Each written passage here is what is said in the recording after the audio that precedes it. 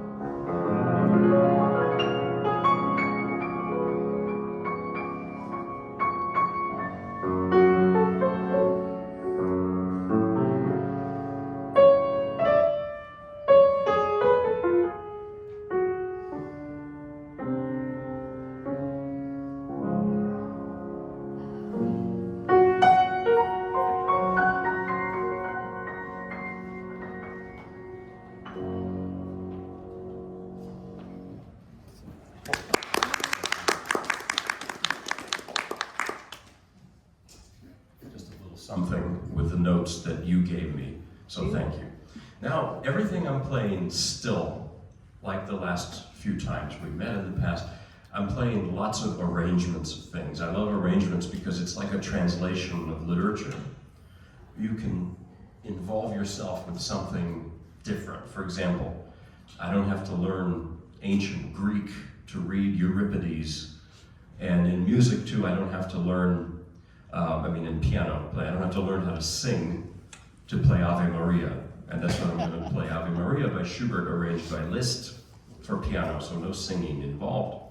I have some good friends who are singers and opera singers, And one friend told me, anybody can sing, you just have to breathe and you have to be genuine and reach into yourself, all this kind of hippie stuff, you know? And they said that, and I said, okay, so I tried to sing a few notes, and they said, well, maybe not anybody can sing. Stick to piano. Okay, and it's true, it's the truth. This music, I mean, Ave Maria by Schubert, you've probably heard it sung in Latin, with the text is the Hail Mary prayer. But that's not what Schubert wrote it to. He wrote it to a completely different text. A section of Sir Walter Scott's poem, The Lady of the Lake, which is a King Arthur type legend. It is a prayer to Mary, the Virgin Mary, and the first words are Ave Maria, but then it's a German text. It's different words in the original. Schubert wrote this at the end of his life, the last few years of his life in 1825. He died in 1828 at the age of 31 only, which is just unthinkable. And he knew his time was limited. He would compose so much in those last years. I read he fell asleep and woke up every day with his glasses on, because he would write until the moment he fell asleep and from the moment he woke up. He knew that time was limited. So when he died, he was not only penniless, he was virtually unknown. He had a group of friends in Vienna. If you've heard of the Schubertiad evenings, that was a group of his friends who had concerts of his music. But other than that, he did not have any widespread recognition among people. But it was after he died, people started to discover his music and see what a genius he was. And one of those people was Liszt, Franz Liszt, in the 1840s, I think, or even 30s. He came across Schubert's Lieder, Lieder, which just means song for voice and piano. And that's in a way Schubert's major output, or major medium that he wrote in, was the Lied genre. And this is from that genre, Ave Maria. The original is for voice and piano. There have been other versions with orchestra. Maybe you've heard Pavarotti sing it, or Perry Como sing it. They have full orchestra. That's later, that was done later. Liszt, he was interesting because he was, on the one hand, he was a fiery virtuoso in the vein of Paganini. He was inspired by Paganini to be this rock star-like, figure. But Liszt also had this introspective side, which is a little bit overlooked. This introverted side. He was also deeply religious Catholic, He wanted to become a priest at different points in his life. I'll tell you more about that later. And this piece, what he does with it as a solo piano piece, it's remarkable. He transforms it into a genuine piano piece. And the way he does it is he gives you, and Liszt does this in a lot of his arrangements. He begins by giving you the music pretty straightforward, like the beginning sounds like the Ave Maria, what you've heard before. So I'll demonstrate,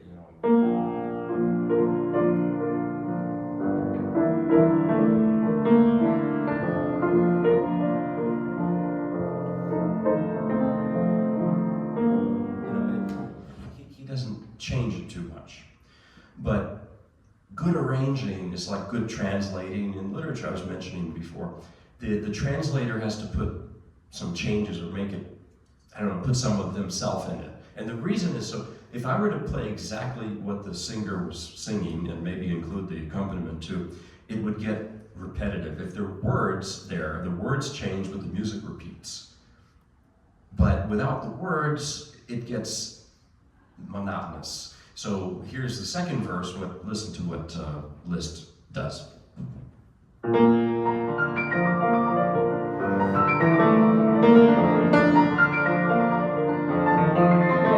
Yeah, that right hand, all those extra notes, that ain't Schubert. Liszt added that in. Some people think Liszt was a superficial showman. Actually, Chopin was one of those people. I'll tell you about that also later. I don't think so. I think Liszt is a very shrewd arranger, and he understood that adding those notes, enhances the music as a solo piano work. I can't sing, but I can add these other things. That's what Liszt was thinking about. So anyway, this is a very familiar piece in a maybe not so familiar version. Schubert's Ave Maria, arranged by Liszt for piano solo.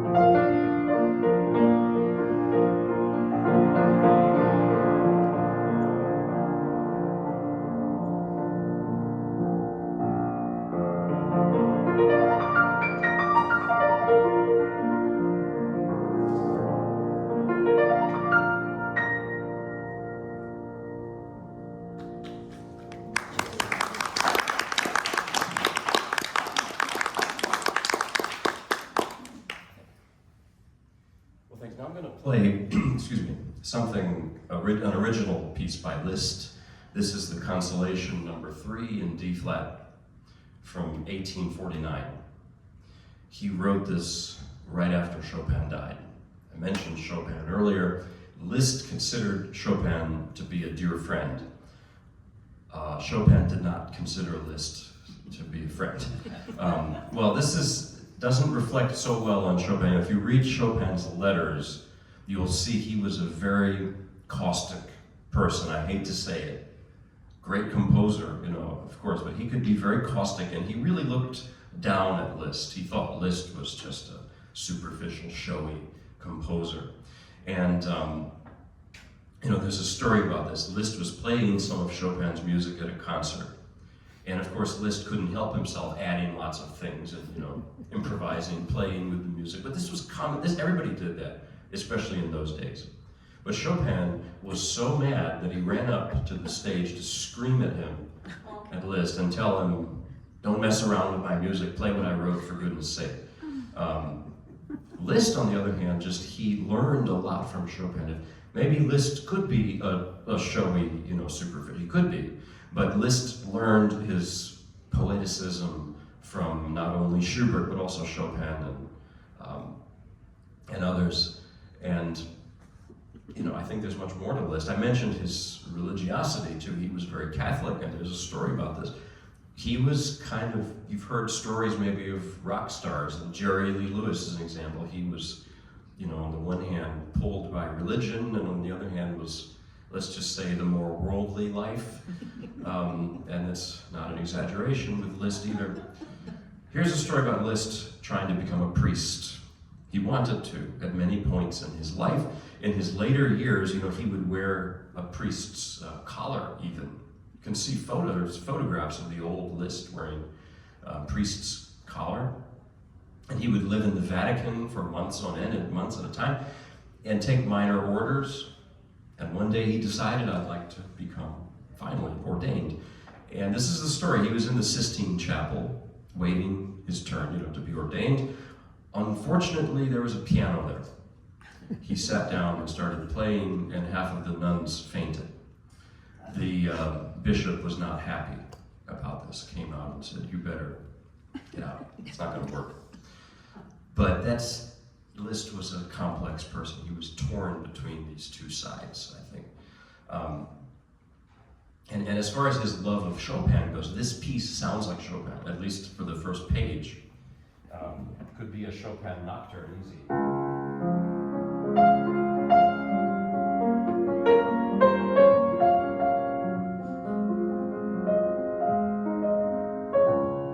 You hear Chopin? It just resembles Chopin a lot. And I think that's how he pays tribute to him, writing in his style. It becomes Liszt, by the middle and the end of the piece. And also, Liszt even wrote a book about Chopin's life. It's an incredible book. It's not really a biography. It's more of something a musician would write. It's more of a, stream of consciousness type thing, but it's wonderful. Liszt wrote this also. 1849 was the year Chopin died, and the year this piece was written. Think about your European history. What happened in 1848? It was one of the worst years in European history. Many people died. There were revolutions being fought, street fighting. Musicians don't live in a vacuum. Liszt was aware of what was going on. So there's some of that, I think, in this music, maybe a feeling of disillusionment. One historian I read, they said, think of 1968 in the US as an equivalent, something similar to 1848 in Europe at that time. So here's the Consolation number 3 by Liszt. The word consolation is like to console. That's the meaning. And he takes that word from some poetry by Alphonse de Lamartine, who was a big inspiration for Liszt, French poet at that time. And Lamartine wrote some consolations, poetry. So these are based on those loosely. Here it is, Liszt's Consolation number 3.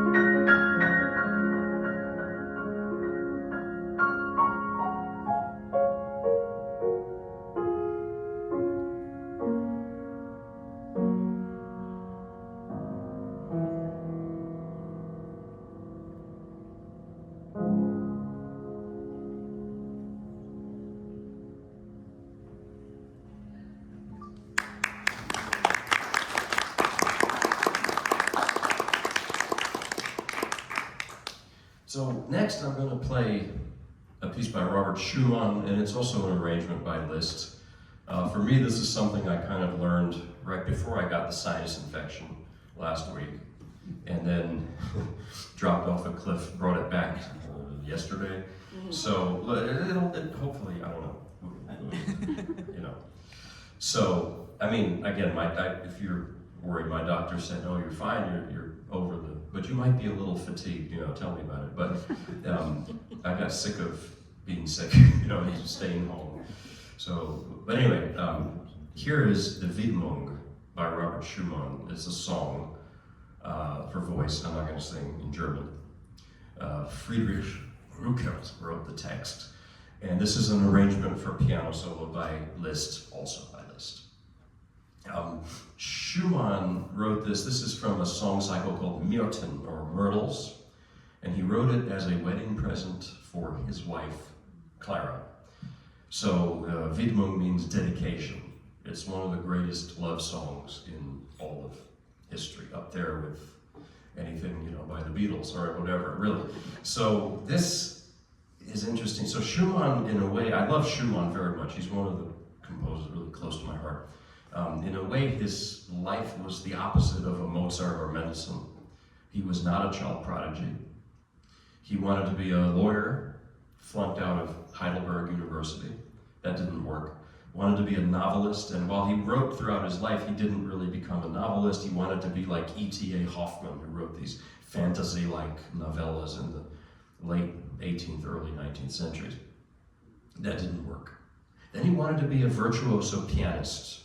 So he got this teacher, Friedrich Wieck, studied with him, damaged his hands. Some people think he used a wooden contraption meant to strengthen the pinky finger, which is a terrible idea, damaged the muscles in his hand. So that didn't work. And all while that was happening, he fell in love with the teacher's daughter, Clara Wieck. They eventually did get married, but at first it was, you know, contentious. The father did not allow the marriage. He said Robert Schumann was a beatnik, or something. They don't have beatniks back then, but he was a bohemian. He was not a good person to marry. After everything went wrong, so to speak, for Schumann, then he finally turned to composition.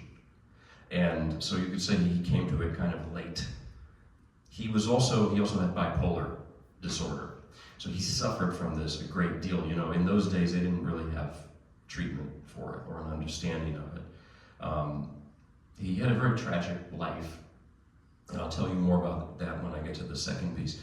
But Schumann, in his young years, in his like 20s, 30s, he was in this kind of extended manic period. I think that's when he wrote this. And that's when he finally got married to Clara Wieck, who became Clara Schumann, who herself, she was a great composer and pianist herself, you know. And that's when he wrote this. Again, I'm not singing, sorry, but just this is Liszt's version of it. Here's what I would say about the song, and with Schumann in general. Schumann, I had a teacher who said Schumann's music reminds him of Van Gogh's Starry Night, that swirling sky. Nothing is stable in Schumann's music, and you can't be too relaxed. Once I played Schumann for my teacher, my wonderful Russian teacher, Vladimir Vyardo, and he told me something like, he said, you know, you're playing the notes, but you sound like you just woke up, you're reading the paper, you're having some coffee, and that's not Schumann. You know, Schumann is look, the piano concerto, for example. Think of Van Gogh's Starry Night. It has a...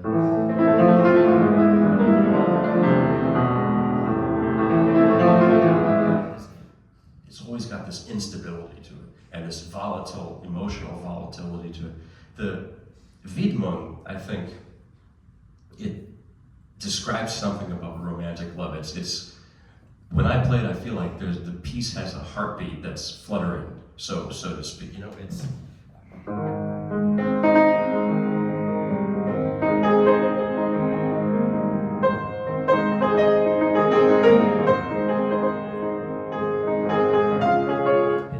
It really sounds like. I mean, he wrote it for his wife as a wedding present. There's this beautiful part.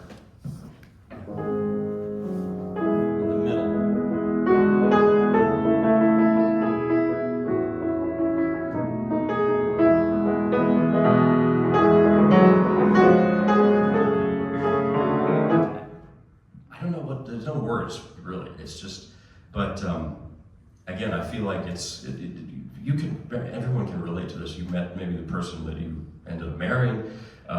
You were a little nervous. There's that feeling in this music. I don't know. So here is the Widmung by Schumann, arranged by Liszt. It's a great piece. I don't really know it so much yet, so forgive me.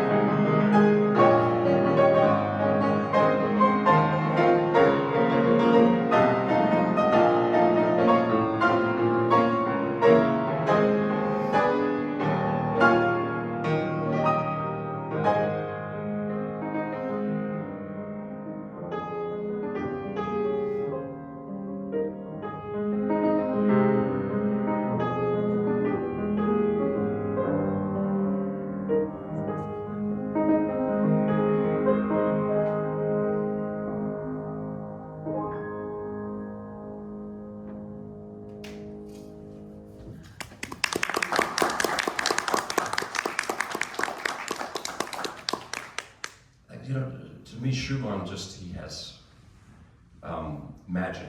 There's a magic quality to him. And some of it maybe has to do with the fact that, his life was so difficult, that he had this mental illness. I don't like when people say, oh, so-and-so was a genius because they were crazy or something. I don't think Schumann was crazy. I think Wagner was crazy, actually. But I think Schumann was a very sensitive soul. He was a very devoted and loving husband and father, actually. Wagner was not. And I think that shows in his music, his humanity. You can feel the person behind the music, and also the suffering there. And that his life wasn't a walk in the park at all. In his later years, yes, Schumann, they had like 7 children together. This was the ultimate like power couple, Robert and Clara Schumann in the 19th century. And I think, Clara was away from home a lot. She would perform all over Europe. And Robert didn't perform. He had problems with his hands, he couldn't really perform. So he was like a stay-at-home dad a lot of the time. And he would go on these adventures with his kids. They'd go into nature and collect, there's stories about it. Schumann wrote an enormous amount of music with the theme of childhood as the basis for it, like the Kinderscenen you've heard before probably, scenes from childhood. He was reliving his own childhood. And maybe he was also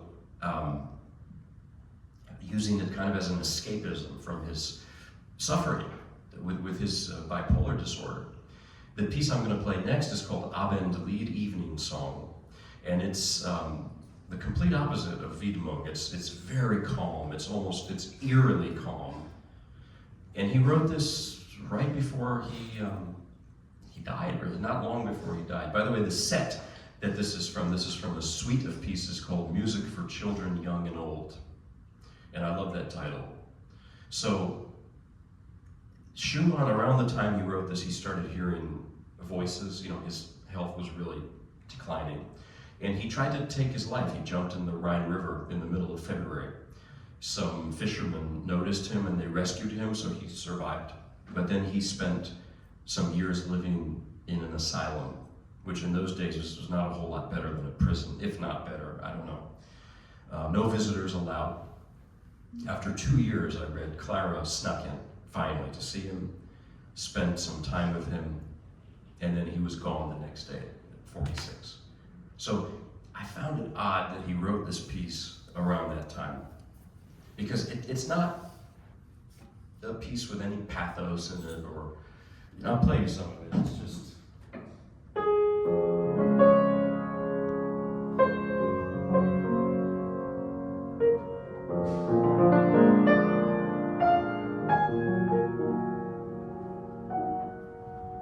But I played this actually somewhere recently, and a lady came to me and she said, I found that piece very disturbing. And I said, why? She said that she could hear that something was just not right with him when he wrote that. And ever since she said that, because honestly I hadn't noticed that. That's why I love when people tell me their reactions to music. Because everyone hears it differently. And sometimes I'll steal no, I'm kidding. But I'll learn from those comments. And I learned from her because I started to notice that exact thing. That what you hear on the surface is a piece that's just very dreamlike, and it is dreamlike and serene and everything, but it's more than that. It's a little bit unhealthy. And I have to say, like, as much as I love Schumann and Mahler and Hugo Wolf and all the German romanticism, high German romanticism, it can be quite unhealthy. Don't dwell there too much. When I used to teach, I would tell my students who were playing lots of Schumann, I'd say, you have to balance it out a little bit. You don't want to get sucked into that. Imagine reading only Schopenhauer. You'd get a little, a little bit. So, anyway, here is Abendlied, Robert Schumann. I always put the depressing things towards the beginnings. I'll have some more uplifting music later.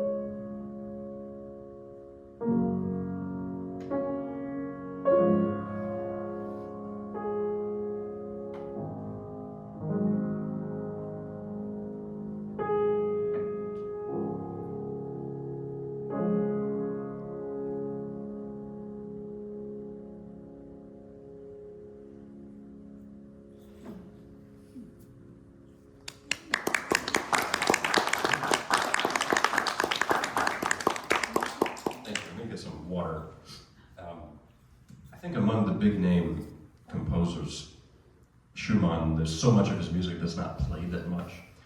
And I think a part of the reason is he's not flashy the way that maybe Chopin or Liszt is. But I think that once you get on his wavelength, the rewards of listening to Schumann or playing Schumann are so great. He's such a deep composer. So next I'm going to play part of a longer work, not the whole thing. This is Rachmaninoff's Paganini Rhapsody. I've played for you the famous 18th variation before. That's what I learned first. Now I'm trying to do the whole thing. Here's the problem or issue with it. It's for piano and orchestra. So I don't bring an orchestra around with me, sorry. I've arranged, or I'm trying to arrange it for one piano, meaning there's a solo piano part and orchestra part. I've tried to smush the orchestra part in there as well, as much as I can. That is the technical term, smush, yes. So it's taking a long time to do. It's like I'm going at a snail's pace doing this. So it's my own arrangement of the piece. And Rachmaninoff wrote this in 1935, so it's a late work for him. He died in 1943, born in 1873. When you think of Rachmaninoff's music, you're probably thinking of his early music from when he was in Russia, the music that was kind of under the influence of Tchaikovsky, who was a great mentor for him. Think of like the second concerto that's from that time, or the third concerto.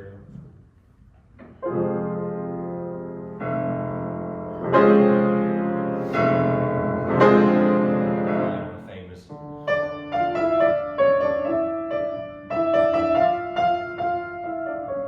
And that music is characterized it's very Russian in a way. It's these long melodies. My mother is Russian, from Moscow, not Idaho, but Russia. And she always tells me Russian music is characterized by these long, wide melodies, just like the wide open fields and meadows of Russia. And I think about that all the time. In 1917, Rachmaninoff left when the revolution happened. He and his family, they left, they never went back. And my mother's experience sort of parallels this. She left in the 1980s, never went back, and has tremendous nostalgia. My parents live 25 minutes down the road from me. And my mother would call me in the middle of summer when it's 95 degrees and 95% humidity to tell me, you have to come eat, I make borscht. I made borscht. I said, Mom, I can't eat borscht in 95 degrees. No, you have to. So Russian nostalgia, regardless of who it's coming, it's a very powerful thing. It's a very famous thing. Look at the writers, or Dostoevsky, it's just full of this nostalgia. And so Rachmaninoff, by the way, Rachmaninoff, it's like Schumann in a way, he suffered from depression at many times in his life. And at one significant depressive period for him was after he left Russia. He lived in Germany for a while and he ended up in the US. And he couldn't really write music for about 10 years or more. I mean, he did some arranging, he did some editing, but he didn't really write anything new in the 1920s. He was performing all the time. He had to make a living to support his family. So he kind of transformed into being a pianist rather than a composer. But in the 1930s, his creative juices started to go again. And he wrote symphonic dances, the Third Symphony, the Paganini variations, the Corelli variations. And all of those pieces, you know what, they're very different from the early music. They're just different. I have a friend who's a pianist. I was talking to him last week. He said, I never really related or connected to the Paganini Rhapsody.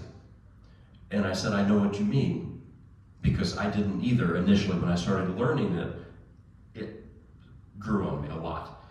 And I think the reason is that his later music, he was different. Look at the beginning of this piece. Listen to the beginning, and I'll tell you what I imagine or what I feel from this. And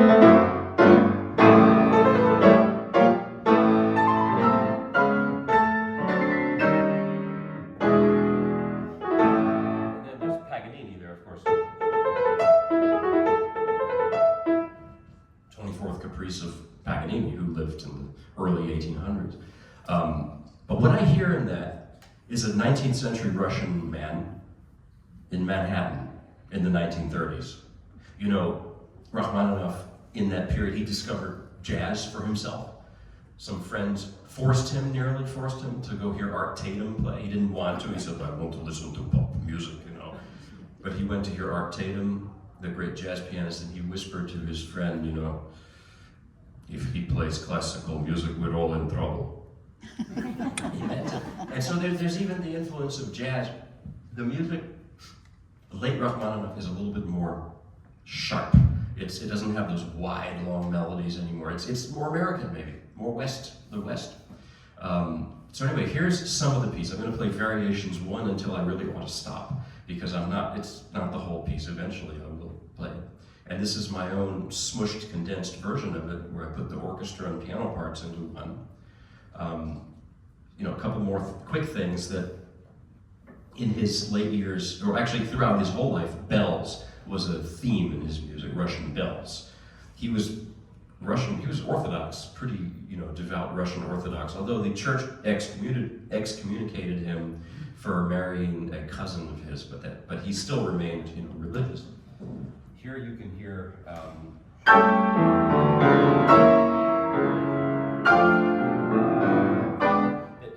chords. Those chords are very bell-like. You're gonna hear it. That wasn't a great representation. Then there's the. You ever heard of that before?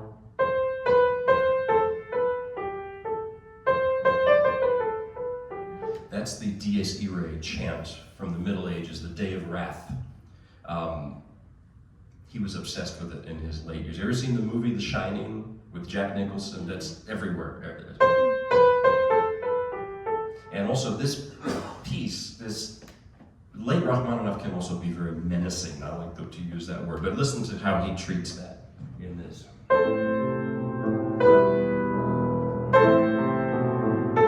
Hear it?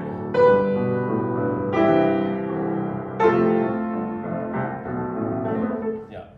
So those are some more of the ingredients for the late Rachmaninoff stew, if we're going to call it that. The bells, the Dies Irae chant, a little bit more sharp and menacing and dry. There's also kind of a sarcastic sense of humor. That was a big influence on Prokofiev.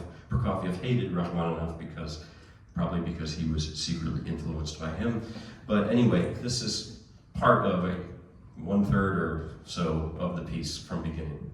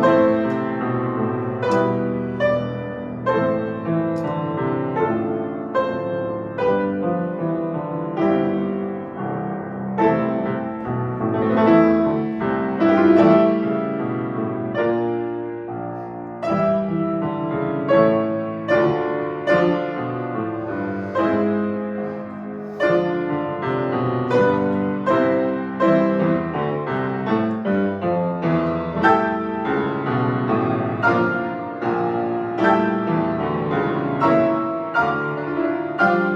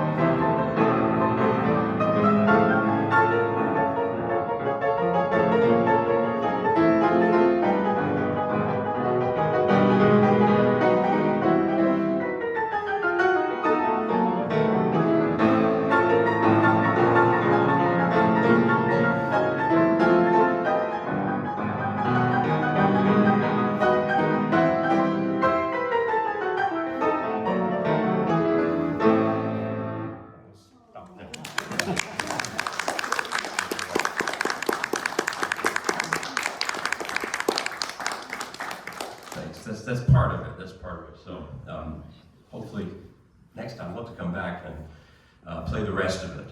So, and it goes through all kinds of moods. You know, you heard a lot of the more heavy stuff. Then the real heart, the heart and soul of it really opens up later, like.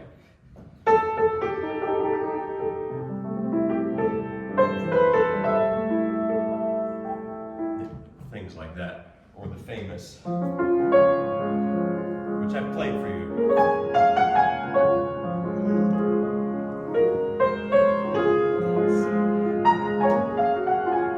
So that's actually Paganini flipped upside down in that piece.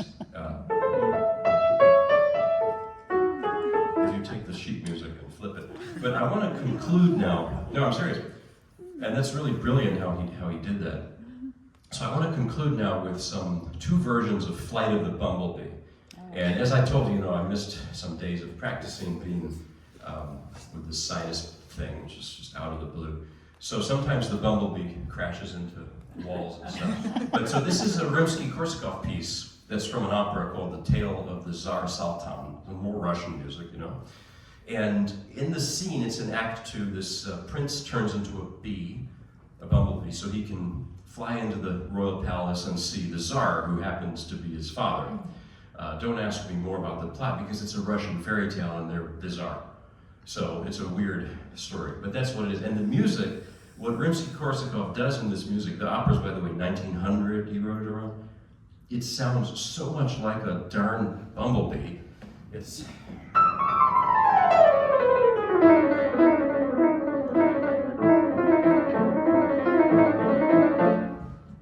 My wife, who's a pianist also, so whenever I practice this, she comes in the room, she says, I'm itching all over. Because it's as if that stupid thing is, actually that's why I learned it, because the other day, a few weeks ago, I was outside and some bumblebees were flying around in my face and I was so annoyed. Then I thought about this piece, realized I'd never played it, so why not? It's spring, I should learn it. So the two versions, this is first Rachmaninoff's version of it, and then I'm going to play Georgy Chifra's version of it. So two different arrangements, very short, because it's a short piece. The Flight of the Bumblebee is short. Real quick, I'll tell you a story about Rachmaninoff. I told you my mother's an immigrant from Russia. My dad's an immigrant from the southern part of Virginia, and raised me on gospel music. I'll play that maybe later at the very end. My dad's father, my grandfather, Sam Buxton, was in dental school in Richmond, Virginia in the 1930s. He was a big music lover. And he was, one of his part-time jobs was an usher at this concert series in a hall called the Mosque in Richmond. And he was a backstage usher. The boss told him, don't let anybody get through these doors, double doors. And so my grandfather said, all right, well, 10 minutes later, somebody tried to open the doors. My grandfather pushed back, there was this struggle, and then wham, the doors were kicked wide open, and it was Rachmaninoff himself. It was his recital that night, you know. And he looked, Rachmaninoff was 6.5 feet tall. He had a shaved head, and he never smiled. Stravinsky said he looked like a convict on the loose. And I tell people that Rachmaninoff spoke to my grandfather. It's this personal connection I have to the composer. You know what he said to him in that moment? He just said, he looked at him and said, get out of my way. And that was that. So that's my connection to Rachmaninoff. So here is Rachmaninoff's arrangement of Flight of the Bumblebee by Rimsky-Korsakov.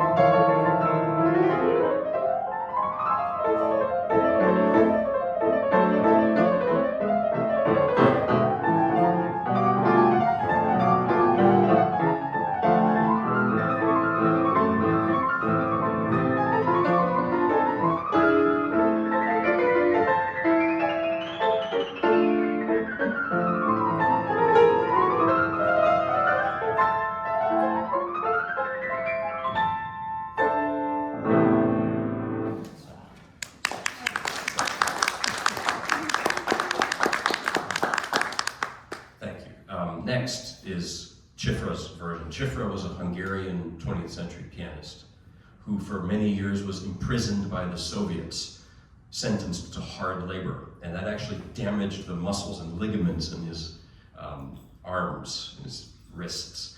If you see videos of Cifra, he would wear these thick leather bracelets to support the injuries. But Cifra had the greatest technique you could imagine. But here's the thing about technique. It's not only that he could play faster and you know, more accurate than anybody, he had style. Every note had musicality to it. Because a lot of people can play fast and loud, but Cifra had this rare thing. And so he was like a tornado, the way he played. One of my favorite pianists, he was a Hungarian gypsy actually, and so there's this feeling of gypsy music in the way he played. After he got out of Hungary, he was in Paris. He went to Paris and played in bars. He played jazz in bars for a long time, and then he was kind of discovered, and one of the greatest pianists ever, and he's sometimes a bit overlooked unjustly. This is one of his arrangements. I've given up trying to play it like him, I can't.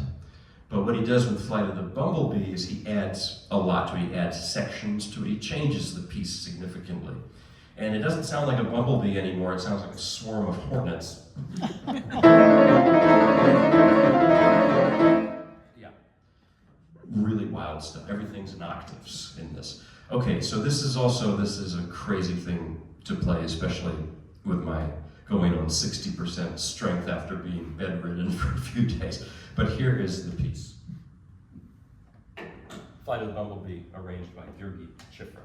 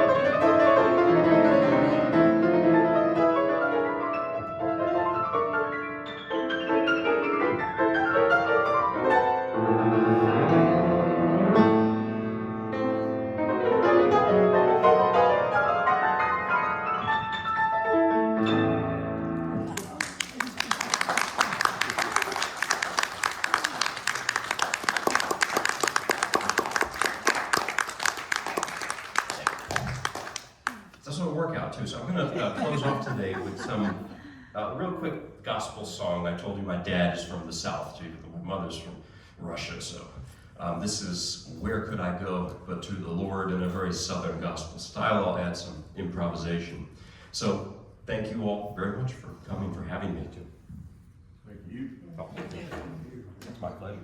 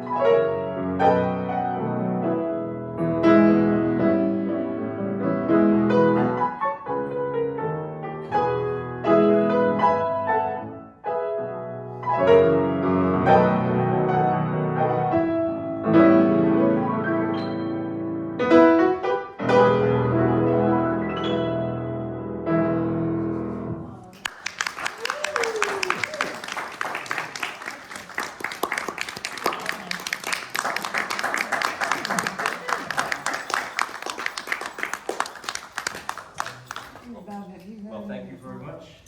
Have you heard See you later. No. Thank you very much. Oh, no, thank you. Oh, yeah. I don't think they did do that. Turn this thing off, so.